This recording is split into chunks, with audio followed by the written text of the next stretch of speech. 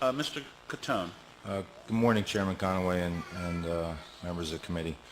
I'm in favor of the bill. I would like to amend to the bill.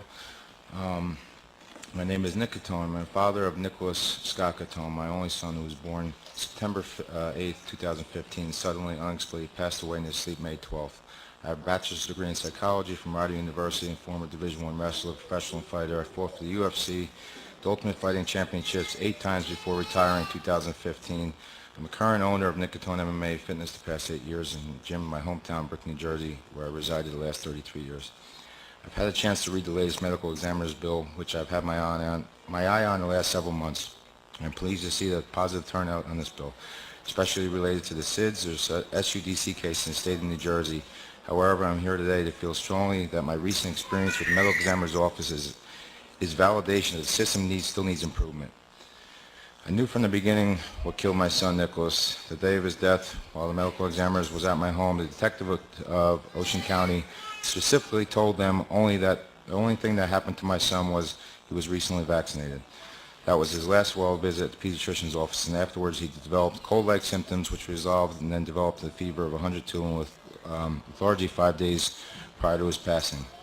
I was instructed that the very best medical examiner in Ocean County would be conducting Nicholas's autopsy. I was told he works for Ocean County as well as Maryland and Pennsylvania. I was told he was the only medical examiner the detective wanted working on my son.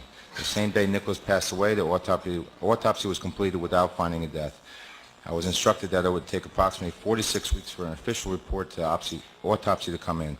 I was instructed to call the detective, and I had many questions that may arise.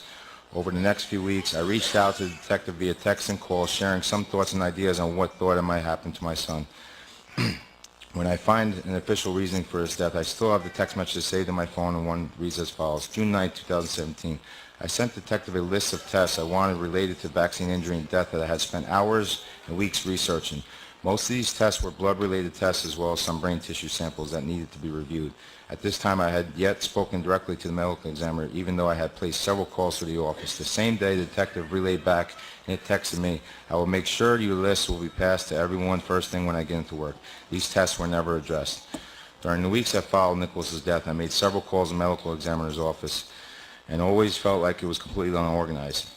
I never got the same person twice. The primary woman I dealt with was never available in the ME and was always out reviewing another case. Every question I had got the runaround. I wanted to know where and what samples were taken from my son Nicholas to determine the cause of death was sudden unexplained death in childhood. No one could ever answer my questions. I don't understand why a folder or a file was not accessible with all Nicholas's paperwork in it. It seemed as if the ME's office possession was all in the ME's possession, who not only worked for the Ocean County ME office, but primarily worked out of PA. My wife, a nurse, knew how imperative it was to keep everything organized, labeled, and dated. I felt like Nicholas' samples were in numerous locations. No one can tell me what remained and what was located. Nicholas's blood was in a lab in another state, NMS labs. His tissue samples were housed at a hospital. His blood, urine, CSF at other samples were in Dr. Hood's possession. I was so sick of seeing my wife struggle and cry every day to get answers, so I drove to the medical examiner's office and had trouble locating their office because it was actually in a trailer. I then drove to the hospital and demanded to speak to the person in charge of the lab as I had made numerous calls to try and figure out what samples and the quantity remained. By the end of the day, the manager, with some help from pathologists, had to go downstairs, take all my son's tissue samples back out, lay them out on a table to relook at everything to assess what was what.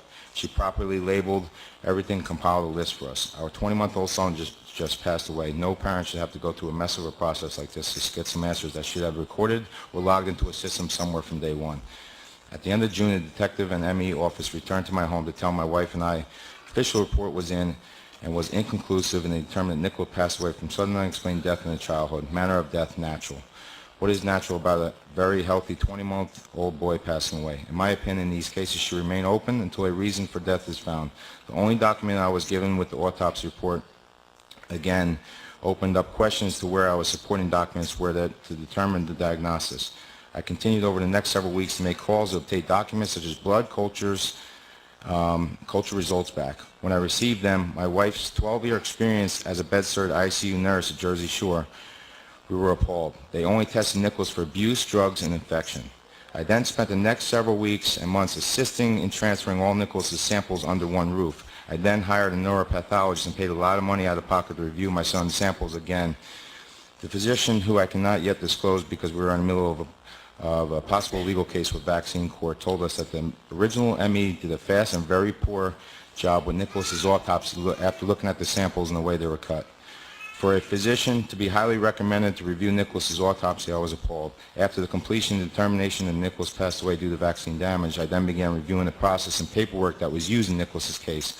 I have learned that the SUDI form used on the case is similar to my son's. A document required by law to be completed by the medical examiner must be sent back to the CDC within 72 hours. I have learned that this form is inclusive.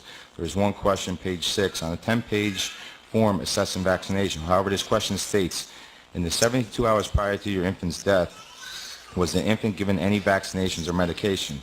Yes or no? There are two problems with this question. It's asking two questions, one on vaccines and the other on medications. It is also looking at the past 3 days. I specifically remember answering some of these questions while the ME office was asking questions at my dining room table the day Nicholas's death. I was absolutely stressed the days that followed, and I thought Nicholas's death was vaccine related. When I received the completed form a few weeks later, I was in shock. No one mentioned vaccines or even that I stressed it several times. The form needs to include vaccinations given within 3 to 6 months. I believe the entire child's record should be attached. I have also attempted to understand the process after Nicholas's death. I have come to understand the medical examiner and my son's pediatrician are never in contact during the investigation, and the form was completed without the pediatrician's Nicholas's records ever taken into consideration. The ME office strictly relies on the parent's recollection of the child's history. There is no contact between the medical examiner and the pediatrician. How does this get missed? There is obviously multiple gaps in the system. The process is broken and deserving of change. Additional testing needs to take place in the autopsy when a child dies suddenly and unexpectedly in SIDS SUDC. The same testing is done whether it is in a child or an adult. I appreciate you taking the time to hear my testimony. I hope you consider amending this bill. How does the United States of America have the highest rate in infant mortality compared to any other nation in the world? A data collection tool that can be utilized to adequately collect data related to such cases as SIDS and SUD can only help, not hinder the process. Nick Catone.